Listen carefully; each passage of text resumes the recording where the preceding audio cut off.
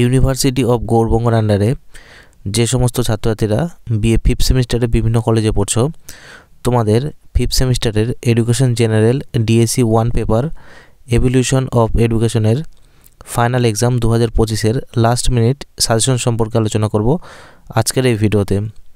তো প্রথমে তোমরা 4 নম্বরের জন্য যে প্রশ্নগুলি রেডি করবে সেগুলো হলো, প্রথম প্রশ্ন, ছাত্র জীবনে বা শিক্ষাক্ষেত্রে কিউমুলেটিভ রেকর্ড কার্ড বা সিআরসি এর গুরুত্ব বা উপযোগিতাগুলি লেখো। গুরুত্বপূর্ণ প্রশ্ন। এরপরের প্রশ্ন, মূল্যায়ন এবং পরিমাপের মধ্যে পার্থক্যগুলি লেখো।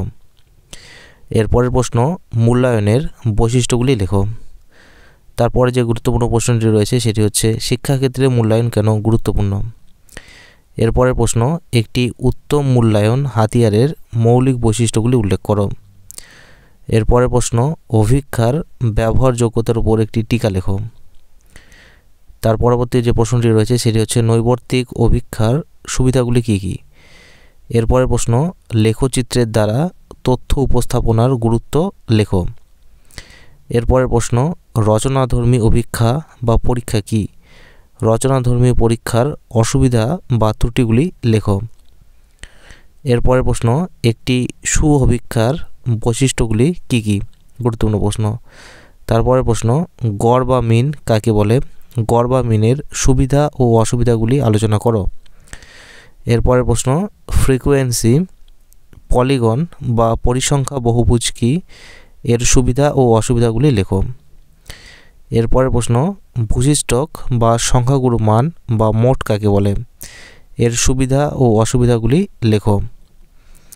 এরপরের প্রশ্ন, কেন্দ্রীয় প্রবণতার পরিমাপ অর্থাৎ মেজার্স অফ সেন্ট্রাল টেন্ডেন্সি কাকে বলে। কেন্দ্রীয় প্রবণতার পরিমাপগুলি কয় প্রকার ও কী কী। শিক্ষাক্ষেত্রে কেন্দ্রীয় প্রবণতার গুরুত্ব বা ভূমিকা আলোচনা করো।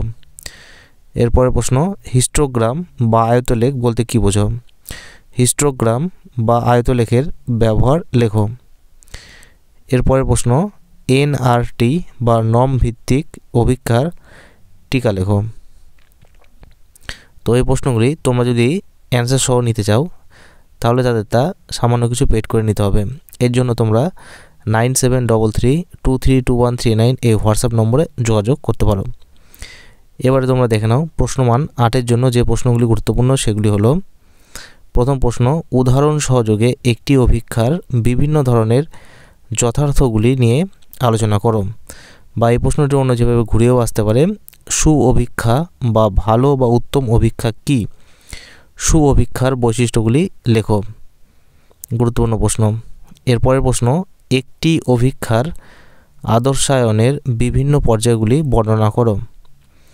এরপরের প্রশ্ন, রচনাধর্মী অভিক্ষা বা পরীক্ষা কাকে বলে। রচনাধর্মী অভিক্ষা বা পরীক্ষা পদ্ধতির সুবিধা ও অসুবিধাগুলি আলোচনা করো। অথবা এই প্রশ্নটি অন্য যেভাবে ঘুরেও আসতে পারে, প্রবন্ধমূলক প্রশ্নাবলীর সুবিধা বা গুণ এবং অসুবিধা বা ত্রুটিগুলি আলোচনা করো। এরপরের প্রশ্ন, মূল্যায়ন কাকে বলে। মূল্যায়ন ও পরীক্ষার মধ্যে পার্থক্য বর্ণনা করো।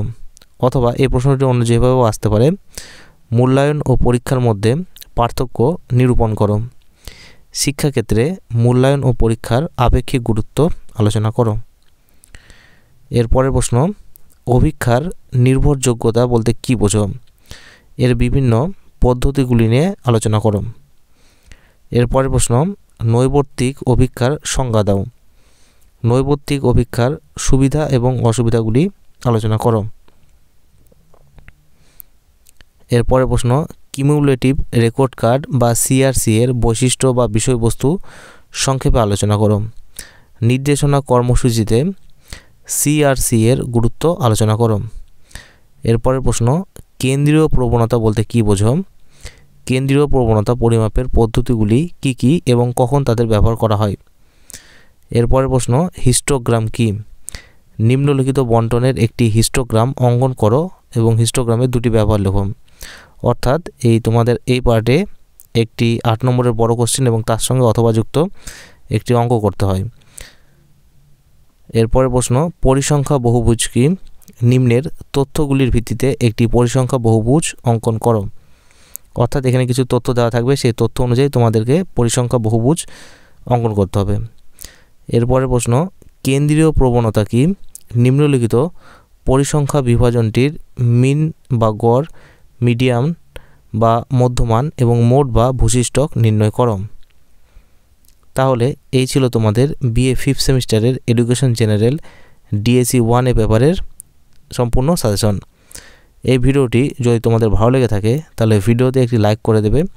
চ্যানেলে নতুন হয়ে থাকলে চ্যানেলটি সাবস্ক্রাইব করে পাশে থাকা বেল আইকন ক্লিক করে দিও পরবর্তী আপডেটগুলো নোটিফিকেশন আকারে পাওয়ার জন্য।